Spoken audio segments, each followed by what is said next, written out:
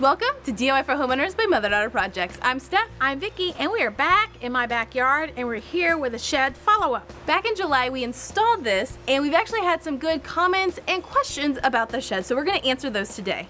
One of the questions or maybe comments that someone suggested was the way this was situated, it meant that the water came down from the roof and hit the wall of the house, and people thought there might be a problem with water damage if we continued to do that.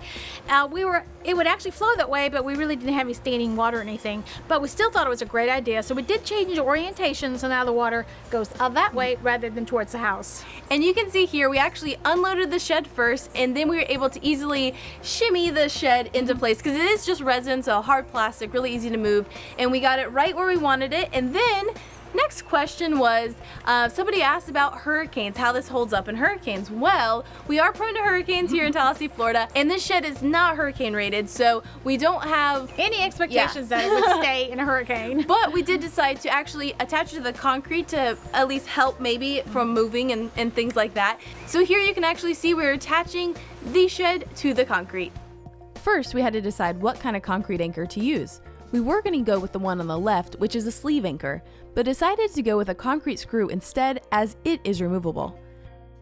We'll put a link to a video in the description that explains this further. We have drilled into concrete before, and that's when we learned that the best tool for the job is a rotary hammer, as you can see here. We have it loaded with a 3/8" SDS Plus rotary hammer bit. You could also use a hammer drill, but we found it takes a little bit more effort. The shed had 4 notches in the floor where the anchors go. I drilled the hole while Mom used a wet-dry vac to collect the concrete dust. Always refer to your tool manual for appropriate PPE for the job. I used an impact wrench to drive the concrete screw into place. We're using 3/8" anchor bolts as indicated in the shed manual. Here is a close-up of the next hole. The rotary hammer does all the work here and takes very little effort and strength by the user.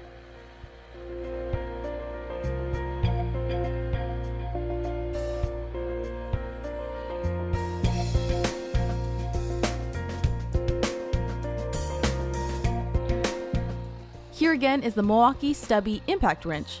It drove the concrete screw with very little effort.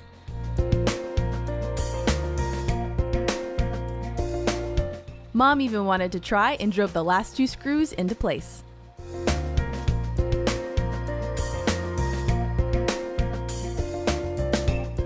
One of the things we said we were going to do out here was put an outdoor camera. We've been waiting on Wyze Technology to come out with their outdoor camera, and they finally did, and we ordered it, so we have it, and we have that installed.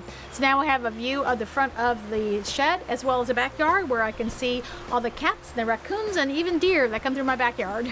And lastly, we never actually showed you what we put into the shed, so here you go. You can see us loading this up with those kind of big, odd items that we just didn't want to be hanging around our workshop.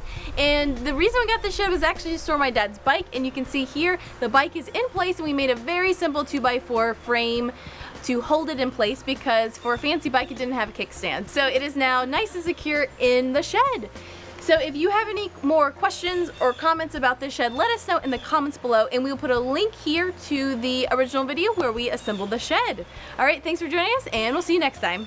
Bye. Bye. Oh, like and subscribe. Yes. All of those things. Bye. Bye. Okay, that's good. One and done. One and done.